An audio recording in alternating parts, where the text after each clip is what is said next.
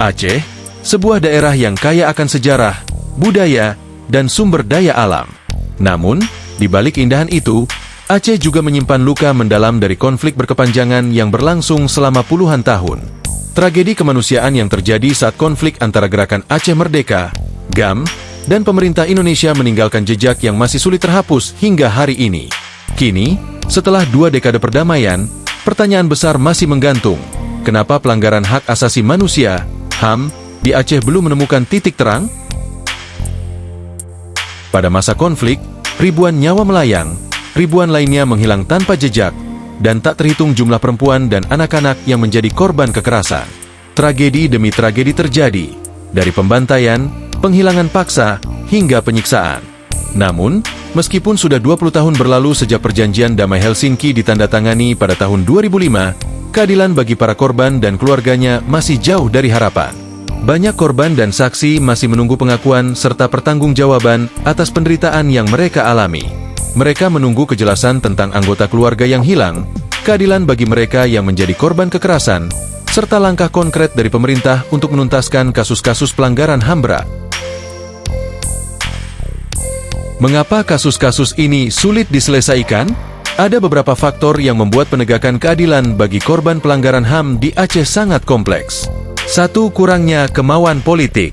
Pemerintah Indonesia, baik di tingkat pusat maupun daerah, seringkali mengedepankan stabilitas politik dan ekonomi dibandingkan menyelesaikan kasus pelanggaran HAM.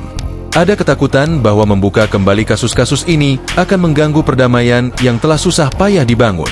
Akibatnya, berbagai laporan pelanggaran HAM yang diajukan oleh Komnas HAM maupun lembaga hak asasi lainnya seringkali hanya menjadi dokumen tanpa tindak lanjut. 2. Lemahnya mekanisme hukum. Secara hukum, sebenarnya ada mekanisme untuk menyelesaikan kasus pelanggaran HAM berat di Indonesia, seperti Pengadilan HAM dan Komisi Kebenaran dan Rekonsiliasi, KKR. Namun, dalam praktiknya, Pengadilan HAM di Indonesia belum pernah benar-benar menuntaskan kasus-kasus besar. Sementara itu, KKR Aceh yang dibentuk pasca perdamaian justru menghadapi berbagai kendala, seperti keterbatasan wewenang dan kurangnya dukungan dari pemerintah pusat. 3. Kepentingan kelompok tertentu. Ada banyak pihak yang berkepentingan agar kasus-kasus ini tidak dibuka kembali. Baik itu mantan pejabat militer, tokoh politik, maupun individu-individu yang pernah terlibat dalam konflik.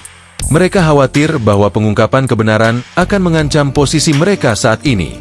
Karena itu, berbagai upaya untuk menyelidiki pelanggaran HAM seringkali dihambat secara politik. 4. Ketakutan dan trauma di kalangan korban. Banyak korban dan keluarga korban yang masih takut untuk bersuara. Mereka khawatir akan ancaman atau intimidasi jika berbicara terbuka tentang apa yang terjadi pada mereka di masa lalu. Di sisi lain, ada juga trauma mendalam yang membuat mereka memilih untuk diam dan melanjutkan hidup tanpa berharap pada keadilan. Meski menghadapi banyak tantangan, beberapa pihak tetap berusaha mencari keadilan. Komisi Kebenaran dan Rekonsiliasi, KKR, Aceh telah mengumpulkan berbagai kesaksian dari korban. Lembaga swadaya masyarakat dan aktivis HAM juga terus mendorong pemerintah untuk bertindak. Namun, tanpa dukungan politik dan hukum yang kuat, hasilnya masih sangat terbatas. Di tingkat internasional, organisasi HAM dunia seperti Amnesty International dan Human Rights Watch juga telah berulang kali mendesak Indonesia untuk menyelesaikan kasus pelanggaran HAM di Aceh. Sayangnya, tekanan internasional pun seringkali tidak cukup untuk mendorong perubahan nyata. Lalu, apakah masih ada harapan bagi keadilan di Aceh? 1. Desakan dari masyarakat Aceh. Rakyat Aceh memiliki peran besar dalam menuntut keadilan. Jika kesadaran dan tekanan dari masyarakat semakin kuat, pemerintah akan sulit untuk terus mengabaikan kasus ini. 2. Reformasi di sektor hukum dan politik. Perubahan dalam sistem hukum dan politik Indonesia sangat dibutuhkan. Jika ada pemimpin yang benar-benar peduli dengan HAM, maka peluang untuk menyelesaikan kasus-kasus ini bisa lebih besar. 3. Peran generasi muda Aceh. Generasi muda Aceh harus terus mengingat sejarah dan memperjuangkan hak-hak korban konflik. Dengan memanfaatkan media sosial dan teknologi, mereka bisa membantu menyebarkan informasi serta membangun kesadaran akan pentingnya keadilan. Konflik di Aceh telah berlalu, dan perdamaian telah terjalin selama 20 tahun. Namun, tanpa keadilan, luka lama akan terus mengganggu perjalanan Aceh ke masa depan. Selama keadilan masih menjadi bayangan, Perdamaian yang ada hanyalah di permukaan. Kini, pertanyaannya kembali kepada kita semua. Apakah kita akan terus membiarkan ketidakadilan ini berlarut-larut, atau berani menuntut kebenaran dan keadilan bagi mereka yang telah menjadi korban?